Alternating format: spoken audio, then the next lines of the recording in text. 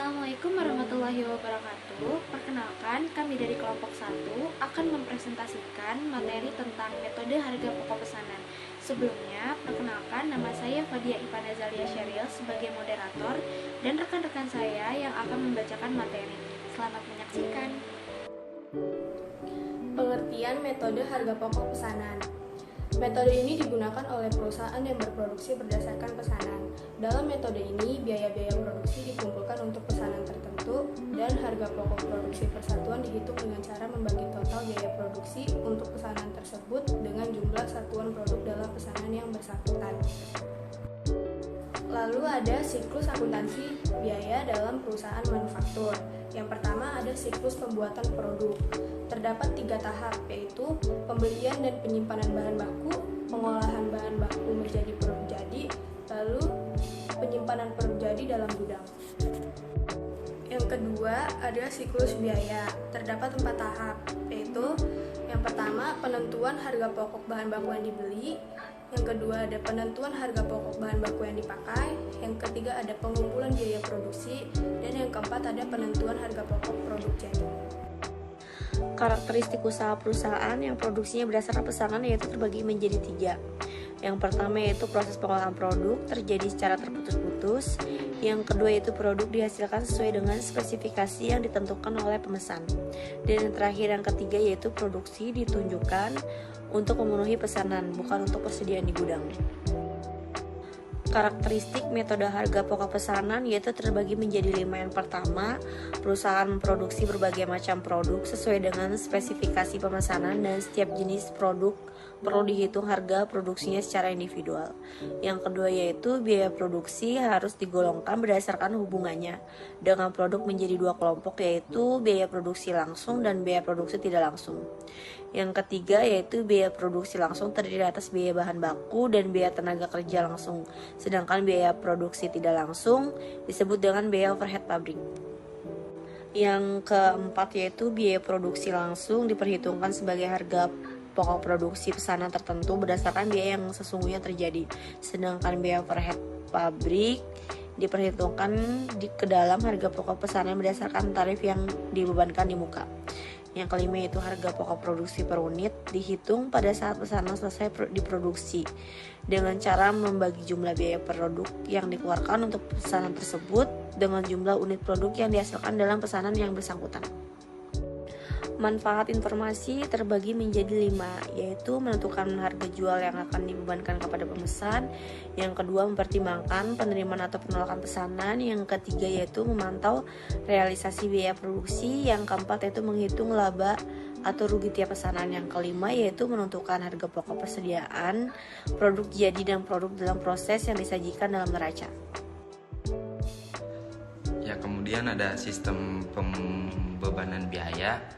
Biaya bahan baku dibebankan karena setiap pesanan yang sudah selesai bahwa dikerjakan dihitung besarnya biaya yang diserap pada pesanan tersebut.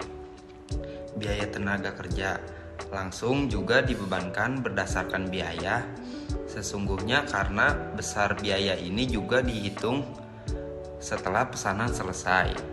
Biaya overhead pabrik dibebankan atas dasar tarif sebab biaya ini sebagian besar dihitung setelah pesanan selesai dan sebagian lagi baru bisa dihitung setelah pesanan berakhirnya periode akuntansi seperti biaya depresiasi. Selanjutnya yaitu sistem pengolahan.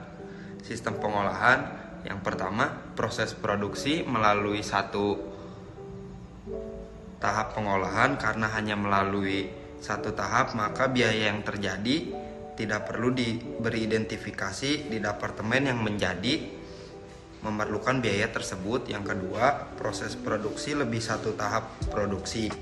Akan terjadi transfer produksi selesai dari departemen lanjutan harga pokok yang dikeluarkan. Departemen pemberi akan menjadi harga pokok departemen penerima sehingga perlu diberi identifikasi masing-masing biaya yang masuk proses produksi agar dibedakan departemen mana yang mengeluarkan biaya tersebut. Dan selanjutnya ada job order cost sheet atau kartu harga pokok pesanan. Yang isinya pertama itu ada kode pesan, nama barang, kuantitas, tanggal pesan, tanggal selesai, nama pemesan, dan alamat. Terus bahan baku, tenaga kerja langsung, biaya overhead pabrik, taksiran produksi, taksiran biaya tenaga kerja langsung, biaya bahan baku, biaya overhead pabrik, lalu dijumlah menjadi total biaya produksi. Lalu di sini juga ada harga pokok per unitnya. Selanjutnya ada cara menentukan harga jual yang akan dibebankan kepada pemesan. Yang pertama itu taksiran biaya produksi untuk pemesan Rp sekian, taksiran biaya non produksi yang dibebankan kepada pemesan lalu dijumlah, hasilnya menjadi taksiran total biaya pesanan. Selanjutnya laba yang diinginkan lalu dijumlah lagi dengan taksiran total biaya pesanan dan mendapatkan taksiran harga jual yang dibebankan kepada pemesan. Lalu selanjutnya untuk menaksir biaya bahan baku yang akan dikeluarkan. A. Taksiran biaya bahan baku Rp sekian, taksiran biaya tenaga kerja langsung Rp sekian, taksiran BOP atau biaya overhead pabrik sekian lalu dijumlah dan didapatkan taksiran biaya produksinya. Memantau realisasi biaya produksi. Perhitungan biaya produksi sesungguhnya yang dilakukan untuk pesanan tertentu. Ada biaya bahan baku sesungguhnya Rp sekian, biaya TK sesungguhnya sekian, biaya transkip BOP sekian, total biaya produksi Rp sekian. Menghitung laba atau rugi bruto tiap pesanan. Harga jual yang dibebankan kepada konsumen Rp sekian.